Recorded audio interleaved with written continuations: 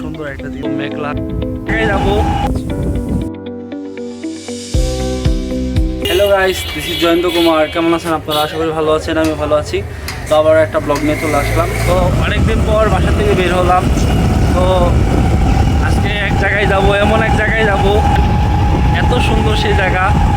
তো আমরা এখন বাইকে আছি। তো গাইস চলে আসলাম। তো সেই সুন্দর ওয়েদার দেখুন, কত সুন্দর।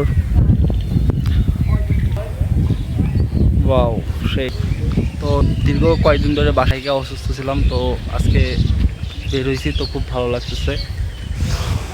তো মেঘলা আকাশ দেখুন, কত সুন্দর লাগতেছে দেখতে।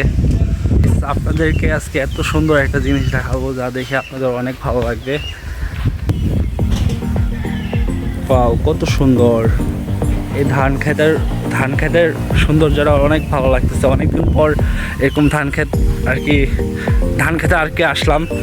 তো সচরাচর আসা হয় না আমার, আমি বেশিরভাগ বাসায় থাকি, তো বাসা থেকে বের হই না। তো আজকে যাই হোক একটু বের হলাম। যে আমার এক বড় ভাই আছে, তো উনি বললো যে জয়ন্ত চলো আজকে এক জায়গায় বেড়ায় আসি। তো আমি ফার্স্টে যাইতে চাইছিলাম না, তো ভাই জোরাজোরি করলো, তারপরে গেলাম। তো আসে এত যে ভালো লাগতেছে, তো কি বলবো গাইস। মেঘলা আকাশের মধ্যে তারপরে মিষ্টি বাতাস, তা আরও সুন্দর লাগতেছে। তো আশা করি আপনাদের কাছে ভালো লাগবে।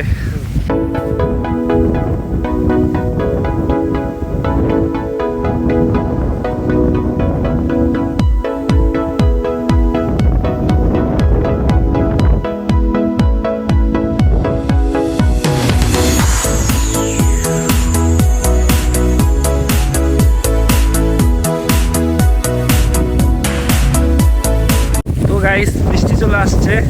তো এখন তো যাই হোক, ভিডিওটা আপনাদের কাছে ভালো লাগলে লাইক কমেন্ট করবেন আর সাবস্ক্রাইব করবেন বেশি বেশি করে। যাই হোক, আশা করি আপনাদের কাছে ভালো লাগবে। তো মোটামুটি আমার কাছে মোটামুটি ভালোই লাগছে জায়গাটা। তো আমরা এক জায়গায় আশ্রয় নিছি, তো বৃষ্টি পড়ছে। তো বেশ কিছুক্ষণে যে বড় ভাইয়ের বাসায় ছিলাম, তো ভাইকে খুব ধন্যবাদ যে ভাই আমাদেরকে আশ্রয় দিছে। তো যাই হোক ভাই, ভালো থাকেন, আবার দেখা হবে। হ্যাঁ, তো আমরা এখন বাসায় যাব।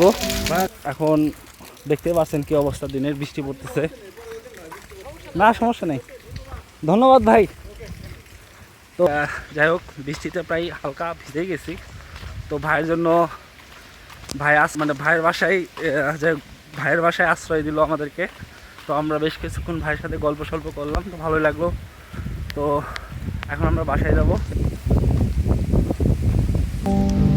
তো নেক্সট ব্লগ নিয়ে আবার দেখা হবে।